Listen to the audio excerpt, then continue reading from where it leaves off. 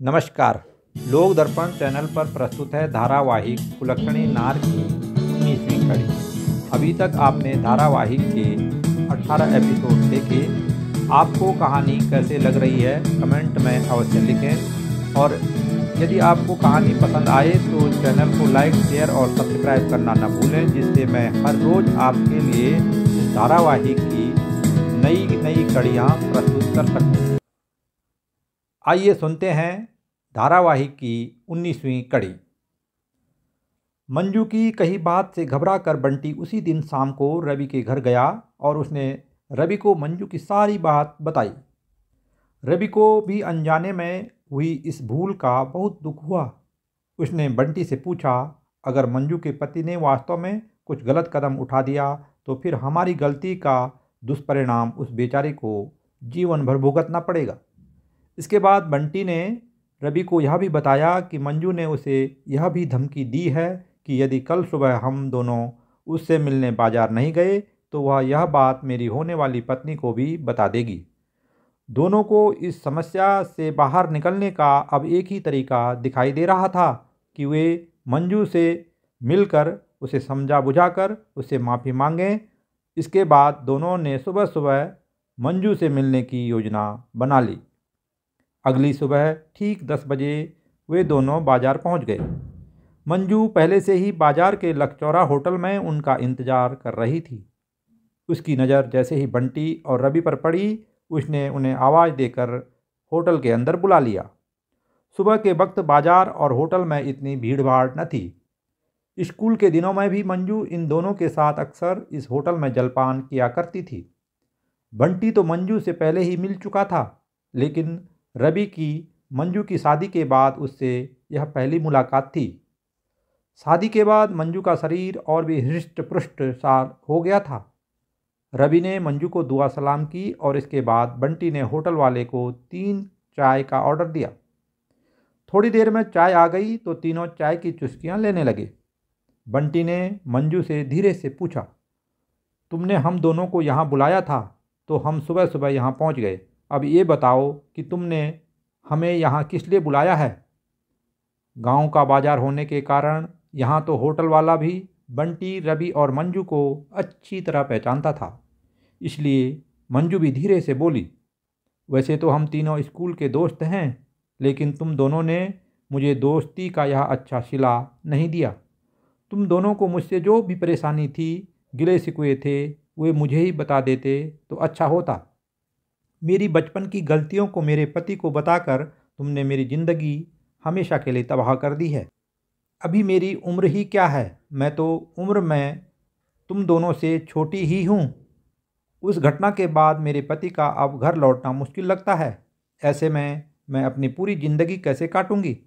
तुम दोनों तो कल को शादी करके अपना घर बसा लोगे, लेकिन मैं कहाँ जाऊंगी?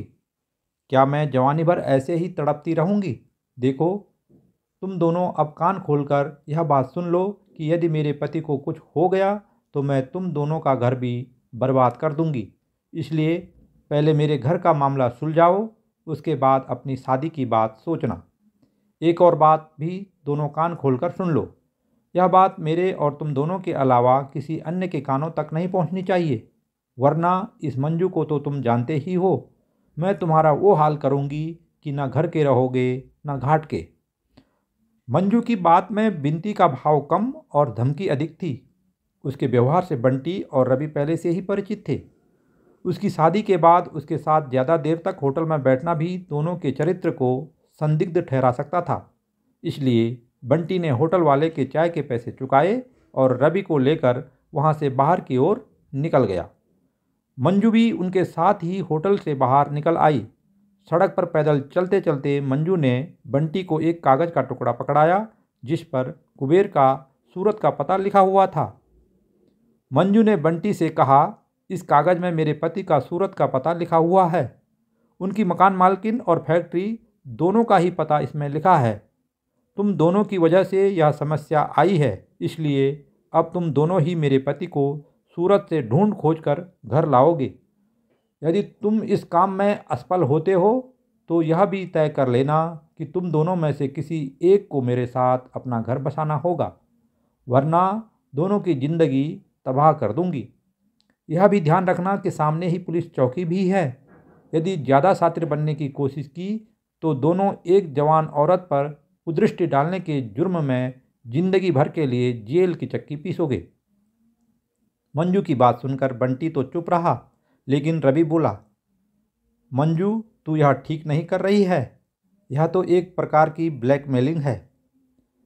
मंजू ने अब नागिन की तरह अपनी लाल सुर्ख आंखों से रवि को घूरते हुए कहा, जब तुम चटकारे लेकर मेरे पति के सामने मेरी इज्जत का चीर हरण कर रहे थे तब भी तुम्हें यह बात सोचनी चाहिए थी बंटी। तू ही बता, तेरे साथ मैंने कितनी बार शारीरिक संबंध बनाए हैं।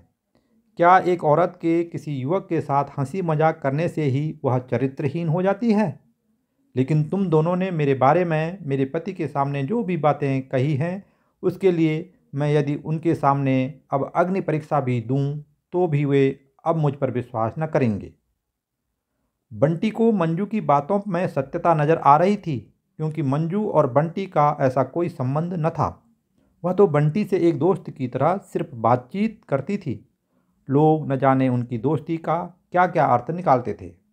आखिर बंटी ने रवि को समझाते हुए कहा, यह सही कहती है, गलती हमारी ही है, इसलिए पश्चाताप भी अब हमें ही करना होगा।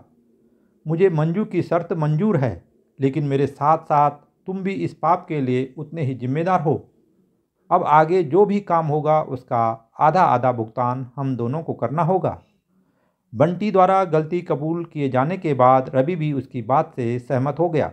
उन दोनों ने एक बार फिर मंजू से माफ़ी मांगते हुए अगले हफ्ते उसके पति को ढूंढने के लिए सूरत जाने का आश्वासन दिया।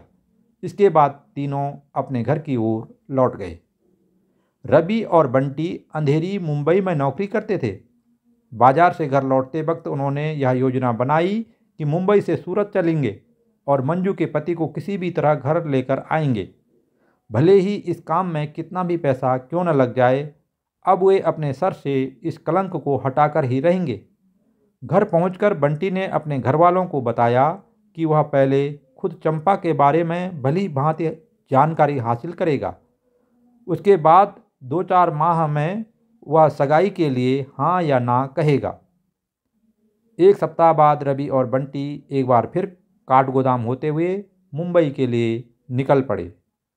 ये थी धारावाहिक कहानी कुलक्षणी नार की 19वीं कड़ी।